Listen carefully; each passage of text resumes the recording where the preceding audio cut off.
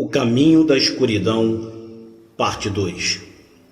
A Mesopotâmia se tornou a casa dos filhos de Belial, já que a grande parte da terra era inabitada e livre para ser explorada. Alguns deles se mudaram para cá poucos milhares de anos antes da destruição de Atlântida. O objetivo principal deles seria trabalhar nos projetos genéticos em segredo, uma vez que isso seria ilegal na Atlântida. Os filhos de Belial são mais conhecidos como os Anunnaki. Eram extraterrestres provenientes de quase todas as nações estelares que se juntaram ao projeto na Terra. Nem todos os Anunnaki tinham mais intenções quando se mudaram para a Mesopotâmia. Alguns extraterrestres que foram convidados para esse território eram muito positivos.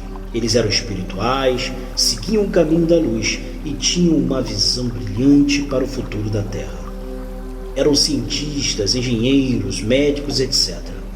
Estavam fascinados com a oportunidade de participar em experimentos genéticos.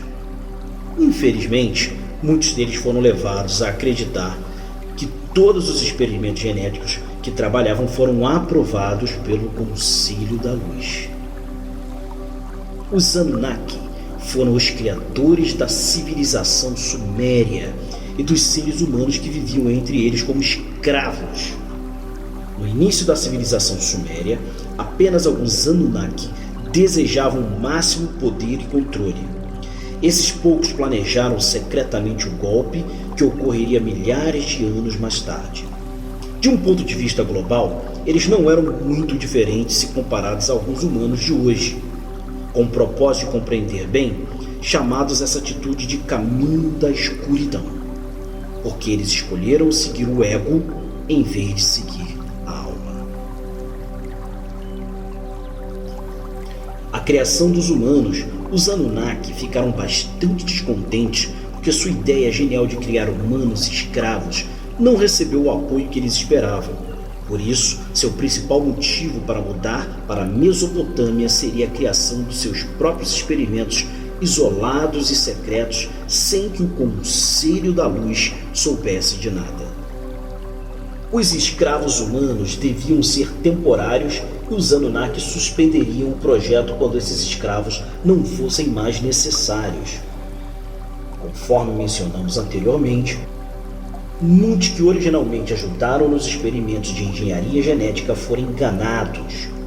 Eles realmente achavam que o Conselho da Luz tinha finalmente concordado com o seu pedido.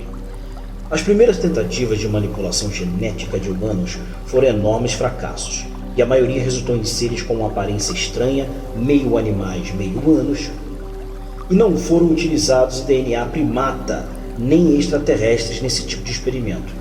Eram criaturas diferentes, imprevisíveis e algumas até perigosas. Elas ficaram amargas e selvagens porque não pertenciam a lugar nenhum. Não eram extraterrestres e também não eram animais. Os cientistas Anunnaki fizeram uma descoberta quando estudavam os primatas primitivos. As famílias primatas primitivas eram nativas da Terra e já prosperavam. Os cientistas Anunnaki estudaram o comportamento e a rotina desses primatas. Novamente, os cientistas e os engenheiros genéticos que trabalharam originalmente nesse projeto não tinham planos mal intencionados. Muitos deles eram médicos renomados de nações estelares distantes como a Virgem. A oportunidade de estudar os primatas e acelerar sua evolução foi algo absolutamente fascinante para os Anunnaki. Foi-lhes dito que se tratava apenas de um projeto controlado que tinha a autorização necessária.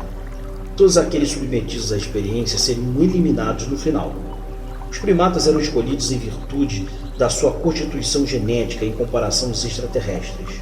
Eles possuíam um crescimento previsível de inteligência aliado à habilidade de ouvir, compreender e também de realizar e seguir tarefas determinadas. Os cientistas informaram o líder dos Anunnaki de que eles precisariam injetar DNA extraterrestre nos primatas para acelerar sua evolução. No início, eles utilizaram DNA Anunnaki. No entanto, ele funcionou mal porque sua própria energia animal era mais forte do que a energia da estrela, em virtude de seus egos. Em vez de produzir escravos calmos e obedientes, eles criaram escravos inteligentes, agressivos e extremamente nervosos. Esses seres foram totalmente eliminados. Mais tarde, os Anunnaki decidiram coletivamente que aquilo que precisavam para o seu experimento tivesse sucesso seria o DNA de um deus substituto. Eles precisavam da energia estelar coletiva do cristal, cuja essência era imaculada. Ele era puro. Como você pode facilmente imaginar, os Anunnaki roubaram as amostras do DNA do deus substituto e o injetaram nos primatas. Para relembrá-lo, o cristal de deus substituto continha nossa energia estelar coletiva. Por exemplo, seria como se alguém roubasse esperma e óvulos humanos de uma clínica de fertilidade e criasse milhares, se não milhões de bebês humanos sem o consentimento dessa clínica. Os Anunnaki realizaram seu plano com sucesso e criaram escravos humanos. Os humanos se tornaram mais inteligentes, muito mais rapidamente do que era inicialmente esperado. O controle definitivo. Qual é a melhor ferramenta para controlar ou manipular alguém? É o medo. Os escravos humanos eram mantidos em estado de medo por serem facilmente controlados. A sobrevivência estava incorporada como um fator-chave em seu programa básico. O medo garantia a sobrevivência. Inicialmente, os humanos não tinham permissão para se reproduzir. Os Anunnaki se certificaram disso desconectando essa função animal básica durante a manipulação genética. Como recompensa pela sua obediência, por trabalhar duro nas minas de ouro, etc., os Anunnaki permitiram que eles se entregassem a comportamentos que tornariam viciantes, como sexo, comida, drogas, etc. Quando alguém se torna viciado em alguma coisa, geralmente essa pessoa fica sob o controle do fornecedor, não é verdade? Após certo tempo, os Anunnaki se cansaram de criar novos corpos, por isso eles decidiram oferecer aos humanos o dom da reprodução. Se você acha que isso foi um presente de coração, pense novamente. Permitir que os humanos se reproduzissem dava mais poder e controle aos Anunnaki. Os escravos humanos se sentiram como deuses quando lhes foi concedido esse privilégio, porque até então apenas os deuses se reproduziam entre si. Antes de concederem esse dom aos humanos, coletivamente os humanos tinham de jurar fidelidade aos Anunnaki. Isso significava que todos nascidos como humanos seriam escravos dos Anunnakis e pertenceriam a eles para todo sempre. Os humanos acreditavam que criar vida nova os tornaria deuses. Eles literalmente deram suas almas aos Anunnaki com esse objetivo. Voluntariamente juraram em seus contratos com o próprio sangue. Foi nesse momento que a magia de sangue nasceu. Toda a raça de escravos humanos, que era pequena no momento do juramento coletivo, ficou comprometida com os Anunnaki. O sangue transporta o programa que o ego utiliza para proteger sua sobrevivência e possível reprodução. O sangue é vida, o sangue é paixão, o sangue é ligação, o sangue é energia, o sangue é família. Você pode causar os maiores prazeres ou medos jetando diretamente nas veias. Seu sangue é muito poderoso. Embora a raça humana ficasse escravizada pelos Anunnaki e ainda fosse controlada por meio de contratos sanguíneos, você ainda não tinha o livre-arbítrio e podia reaver a sua liberdade.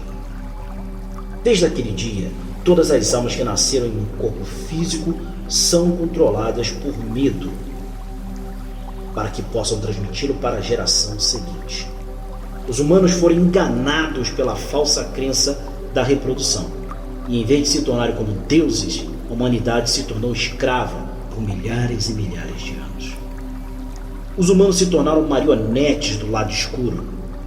A civilização suméria foi o berço da humanidade.